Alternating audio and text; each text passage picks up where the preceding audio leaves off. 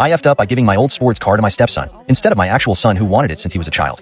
I've been a car mechanic since the age of 19 and I have my own garage. Throughout my entire life, I've always had a black Chevrolet Chevelle SS. After my first marriage went to shambles, I remarried a few years later. My new wife had a son, making him my stepson. Meanwhile, my son from my first marriage was living with his mom, but I saw him quite often at the shop. He dropped by occasionally to say hello or look at the cars I had in the shop. A while later, my ex-wife and son moved a few states away. After that, I spoke to my son mostly on the telephone and saw him maybe once every 4 months. The phone calls became less frequent, and he said he wanted to focus on his schoolwork. Recently, my stepson had his 16th birthday. He was a grade A student, so I decided to give him my old Chevrolet Chevelle. I texted my real son a picture of my stepson with the car on his 16th birthday party. My son texted me back with, "Is this a joke?" I texted him back with, "No, why?" He called me not a few seconds later, yelling at me to tell him that it was a joke.